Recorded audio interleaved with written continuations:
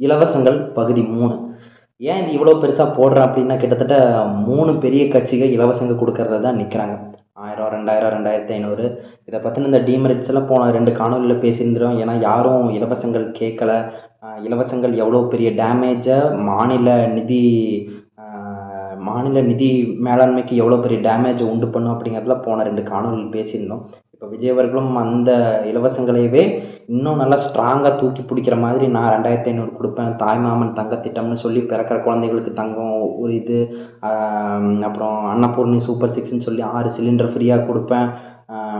அப்புறம் வருஷத்துக்கு ஒரு படிப்பு நின்றக்கூடாதுங்கிறதுக்காக ரூ. 15,000 சின்ன வயசு +2 முடிக்கிற வரைக்கும் எல்லா குழந்தைகளுக்கும் குடுக்கப்படும் அப்படிங்கிறதெல்லாம் சொல்றாங்க. இது நீங்க குடுக்கணுங்கிற தேவையே கிடையாது. நீங்க குடுக்கணுங்கிற தேவையே கிடையாது. நீங்க நல்லா தூய தரமான ஒரு கல்விக்கூடம், பள்ளிக்கூடத்தெல்லாம் கட்டி இது பண்ணும்போது, நீங்க இதெல்லாம் குடுக்கணுங்கிற தேவையே கிடையாது. அவங்க ஆட்டோமேட்டிக்கா நீங்க நீங்க நல்லா செஞ்சிருக்கீங்க. நல்ல ஒரு தூய தரமான கல்விக்கூடம், தூய தரமான மருத்துவமனை ஏதாவது கட்டியிருக்கீங்க, இது பண்ணியிருக்கீங்க. அதில ஒரு நல்ல இது வருது அப்படின்னா, அவங்க உங்கள நோக்கி வருவாங்க. கண்டிப்பா அவங்க உங்கள நோக்கி வருவாங்க. நீங்க இதெல்லாம் குடுக்கணுங்கிற அவசியமே கிடையாது. அதையும் தாண்டி நீங்க இலவசத்த மட்டும் தான் குடுக்குறீங்க.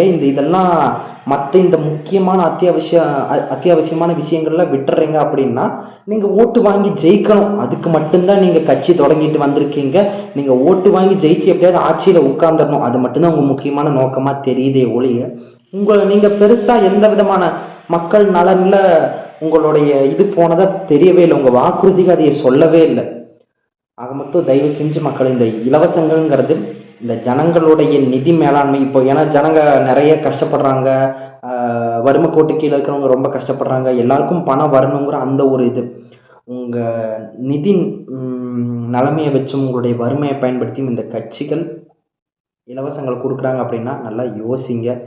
எதுவுமே வாழ்க்கையில் இலவசமான ஒன்றுங்கிறதே கிடையாது. ஒன்று உங்களுக்கு இலவசமாக கொடுக்குறாங்க அப்படின்னா இன்னொன்று உங்ககிட்ட இருந்து உங்களுக்கே தெரியாமல் எடுத்துகிட்டு போகிறாங்க அப்படிங்கிறது தான் உண்மை. யோசிங்க, யோசிச்சு பாருங்கள். நன்றி.